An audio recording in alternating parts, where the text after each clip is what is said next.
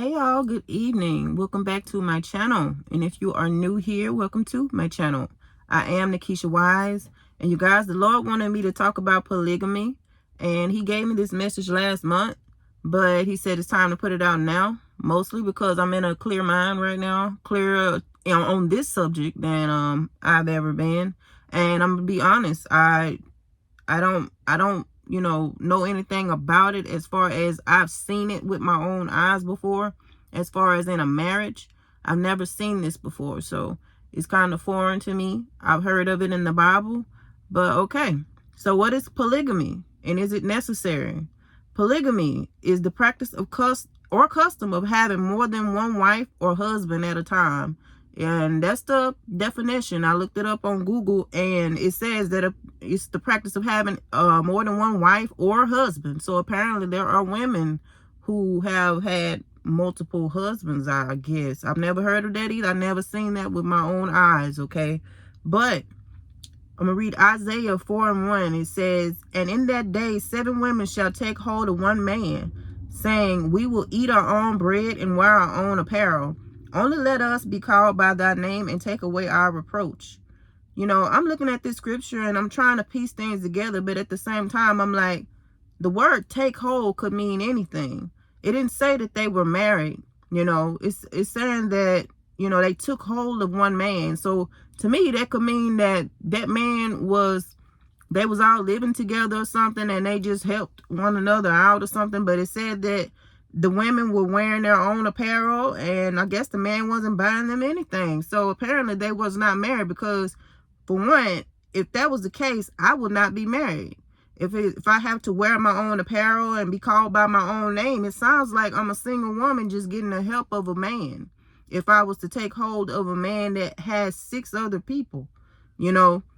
And it was said that Solomon had 700 wives and 300 concubines in 1 Kings 11:3. All right, it says, "For he had 700 wives, princesses, and 300 concubines, and his wives turned away his heart." So that didn't work out good for him, you know. Didn't work out good for him at all. But I'm gonna be honest, I couldn't do this. This is too much for me. I feel like in this day and age and in this time, I don't think that it's very much necessary at all to do this. And keep in mind too that not every man in the Bible had multiple wives. Not every man in the Bible did this. There were good men in the Bible that just had one wife. You know, that every man didn't do this. So apparently it's not for every man. But I'm seeing this pattern going on where it seems like the men, not all of them, but the majority of them want to do it, and they're not even kings. You know, these men were kings who owned nations. You know, so it's not for everybody. If that were to be the case, the people want to do that. It's not for me though, okay? Because if I take hold of one man and it's 6 other women, we're not gonna be having sex. Because no. Even the story of Abraham, Sarah, and Hagar, okay? Abraham, Sarah, and Hagar. Hagar was Adam. Hagar was Abraham and Sarah's slave or maid or whatever in the Bible days, back in the book of Genesis, y'all. I told y'all to read the book of Genesis. It's really, really good. If you haven't read it or looked at it in a while, too. You're going to see things that you have not read, or you think you haven't read. It's going to be a new revelation in there, okay? And Sarah, she wanted to get pregnant, but she couldn't get pregnant by her husband, Abraham, okay? And she told Abraham that it was okay for him to sleep with their maid or slave, Hagar, in order to create a baby. And that's what Abraham did. They made the baby, and Sarah got jealous and started treating Hagar badly. Hagar ended up running away, and Sarah had to go find her, and she found her and took her back home and things like that. But it just goes to show it's too much going on when it's too much jealousy that can be involved. And it's just, how can you keep up with all of these people at one time and show genuine love and affection towards multiple women? I know women love attention. Me per se, I don't need all that extra attention from the outside world, but if I get attention, I definitely would need attention from my husband, if that's my husband. And I don't believe that could be spread that could be spread throughout all the women. I just don't believe that. And then you still got to handle your business at the end of the day. You still got work to do. You still got all these other things that you could do. How are you going to take care of all these women? Like, ugh. And then to think of the fact that all women bleed and things, I know y'all, I can't do it, okay? And then to come and put that in me, I just can't do it. All right, so women already rarely get along with other women. And y'all know this to be very true. I don't really know why it's necessarily like this. Women can only go so far with one another before we might end up getting into it, or somebody will become jealous. It's just what it is, you know. But men get into it with other men too, but it's just that you all get over things rather quickly. Y'all play rough with each other anyway, and a lot of y'all don't really take a lot of things too serious when men are friends with men. Y'all just get over it quickly and squash it and stuff. But women, we are more emotional, so it's just different. And it's like a lot of women are in competition with one another too. Me, I'm not trying to compete with nobody at all. It sounds stressful. I really don't want to. Now, if I was playing sports, that'll be a little different. I'm playing basketball or something. But other than that, I'm not trying to be doing that. Just like on that movie, but that show Flavor Flav, that was something like that to me. You see, them women was not getting along. They was competing for this, and even on these love shows, they competing for this one man, and they was getting into physical fights. So no. A lot of polygamy advocates are comparing themselves to animals. And I'm trying to figure out why. Why would you compare yourself to an animal? It sounds so weird to me. The Lord gave us dominion over the animals, but you compare yourself to animals. If you want to be an animal, just go live outside and drink water out of the pond or lake like they do. And don't use your hand either to scoop it up. Put your mouth down there and suck the water out the lake just like the animals do.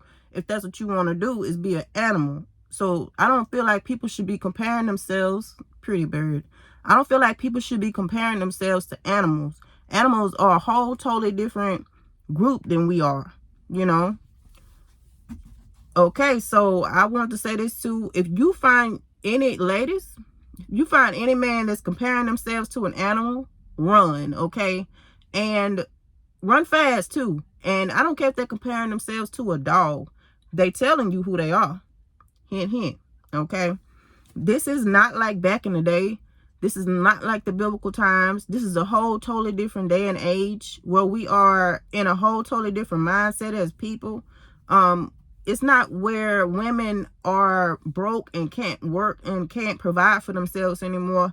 So they have to cleave to a man or take hold to a man to help us and to build us and things like that, and to feed us and take care of us and to do, you know, hunting and things like that. This is not back in that day.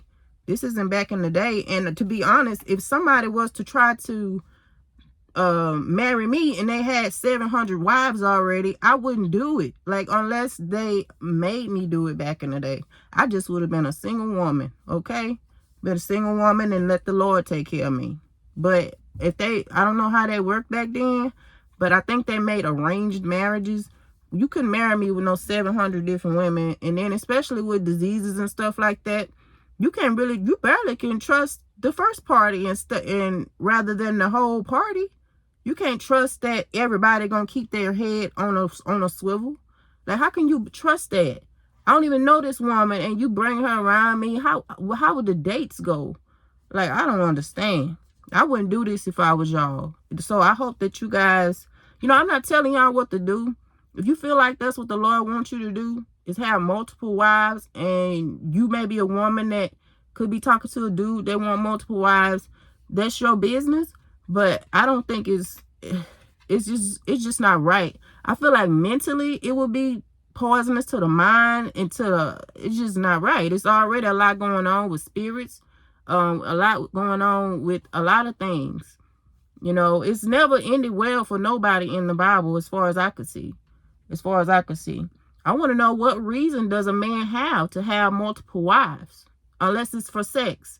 In this day and age, what reason does a man have to do this? You know, I feel like that should be crucifying their flesh. Because to me, it's not that serious. Get you one woman, one wife, and chill out. You don't necessarily need all of that extra stuff. You can't even spread yourself like that. I don't care what nobody say. Nobody can spread themselves the right way with multiple wives. Okay.